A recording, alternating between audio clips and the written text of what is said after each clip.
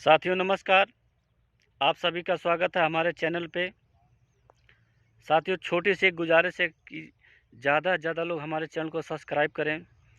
साथियों आप लोग तो हमारे चैनल को देखते हैं, प्यार देते हैं, मोहब्बत देते हैं, मगर जितनी संख्या में लोग देखते हैं हमारे चैनल को, उससे बहुत कम लोग ही हमारे चैनल को सब्सक्राइब करते हैं।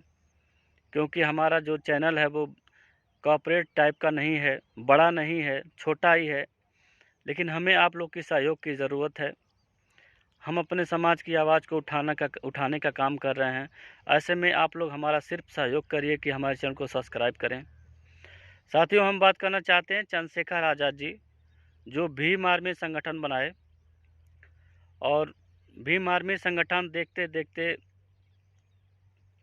अच्छा संगठन बन गया समाज में, खासकर दलितों के लिए।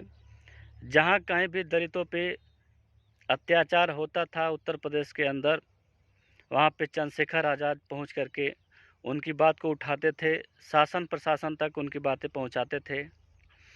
देखते देखते उनका संगठन जो है उत्तर प्रदेश से बाहर दूसरे प्रदेशों में भी फैलने लगा, बढ़ने लगा, क्योंकि दलितों को लगने लगा कि पहली बार कोई सामाजिक संगठन बनाया है।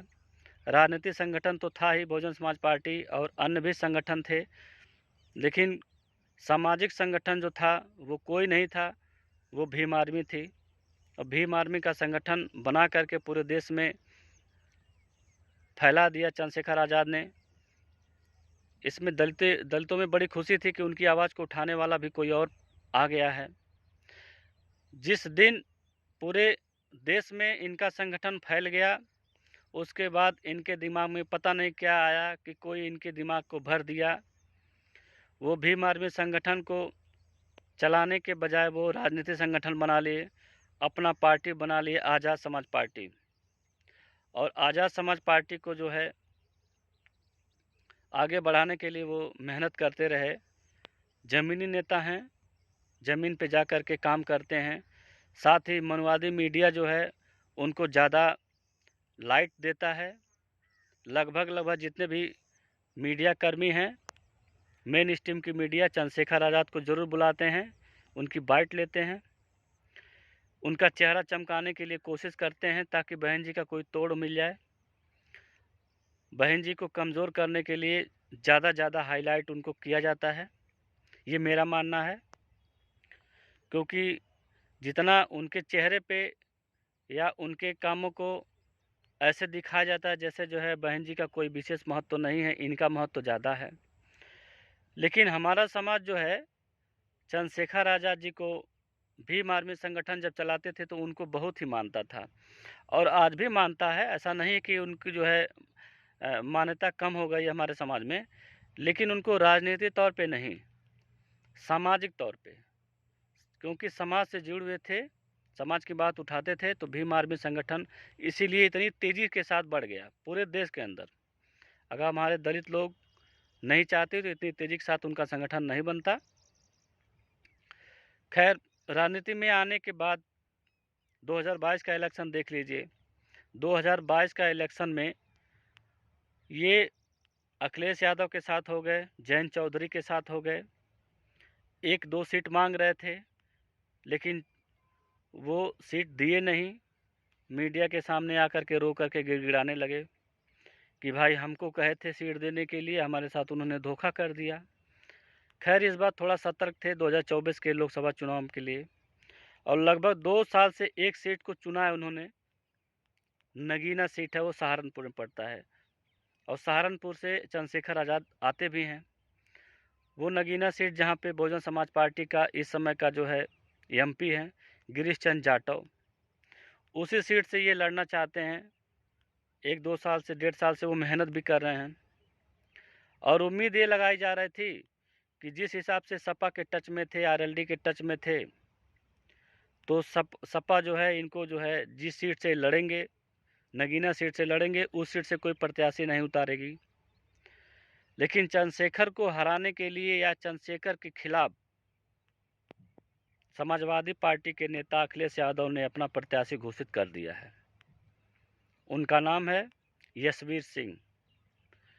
अब सवाल ये उठता है कि जो अखिलेश यादव पीडीए को लेकर के चलते हैं, तो एक दलित समाज का नेता अगर वहाँ पे लड़ना चाहता है तो उनके खिलाफ प्रत्याशी नहीं उतारना चाहिए था, लेकिन उनकी मानसिकता है कि उनको आगे नहीं बढ़ना है, चंद्रशेखर जी को आगे नहीं बढ़ाना है, इसीलिए जो है उनको उतना भाव नहीं दे रहे हैं वोट के मामले में।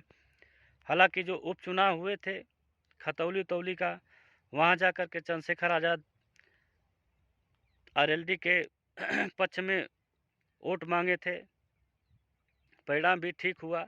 दलितों का वोट जो है आरएलडी के प्रत्याशी को शिफ्ट हो गया।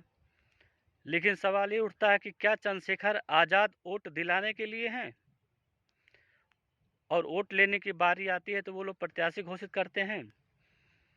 ऐसे में आप सभी कमेंट करके बताइए कि जिस हिसाब से राजनीति चंद्रशेखर आज़ाद कर रहे हैं, अगर एक सीट से लड़ना चाहते थे, उनके खिलाफ भी जो है समाजवादी पार्टी के मुखिया अखिलेश यादव ने प्रत्याशी घोषित कर दिया है।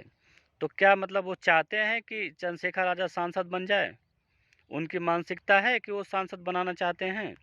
बिल्कुल भी नहीं है, और देखना भी नहीं चाहते हैं वो लोग। वो तो पीडीए का नारा इसलिए दिए थे कि 2022 के चुनाव में जो चुनाव हुआ था एक तरफा दिखाया गया था मीडिया के द्वारा कि अखिलेश यादव ही हैं जो भाजपा से लड़ रहे हैं डायरेक्ट। ऐसे में जो बसपा के डमी प्रत्याशी थे जो बहुत तेज फाइट नहीं कर रहे थे, तो उस प्रत्याशी को वोट न दे करके बहुजन समाज पार्टी के वोटर समाजवादी पार्टी को वोट कर गए, जिसकी वजह से उनका वोट परसेंटेज काफ़ी बढ़ गया था। और अखिलेश को लगने लगा कि बहुत सारे ऐसे नेता हैं जो बहुजन समाज पार्टी से निकल करके समाजवादी पार्टी में शिफ्ट हो गए हैं, इनका भी फ़ायदा उनको मिलेगा। लेकिन ऐसा नहीं है, जो बहन जी का वोट है वो कहीं जाने वाला नहीं है। बहन जी अगर अकेले चुनाव लड़ेंगी तो उनके साथ उनका वोट खड़ा रहेगा, अगर किसी के गठबंधन में जाएंगी तो भी समाज उनके साथ खड़ा है। लेकिन ये बहुत ब्रेकिंग न्यूज़ है साथियों कि अखिलेश यादव अपना प्रत्याशी घोषित कर दिए नगीना सीट से यशवीर सिंह को, और चंद्रशेखर को हराने की पूरी प्लानिंग चल रही है। ऐसे में अब चंद्रशेखर आज़ाद को समझना चाहिए कि सिर्फ मीडिया में हमें बुला करके मायावती के खिलाफ अनाप शनाप बातें करवाने के लिए बुलाते हैं, और चंद्रशेखर का चेहरा चमकाने के लिए और बहन जी को कमज़ोर करने के लिए मीडिया हाउस में बुलाते हैं। ऐसे में चंद्रशेखर आज़ाद जी को सतर्क हो जाना चाहिए। हम तो कहेंगे कि बहुजन समाज पार्टी में आकर के वो अपना काम करें, मिशन को आगे बढ़ाएं, उनको एक महत्वपूर्ण पद भी दे दिया जाए। बहन जी से गुजारिश है ये मेरी, नहीं तो इस तरह से दर दर भटकते रहेंगे, मीडिया में बुला करके बहन जी को कमज़ोर करने की कोशिश की जाएगी। तो साथियों, अगर हमारी बातें आप लोग को अच्छी लगे तो हमारे चैनल को सब्सक्राइब जरूर करें। धन्यवाद।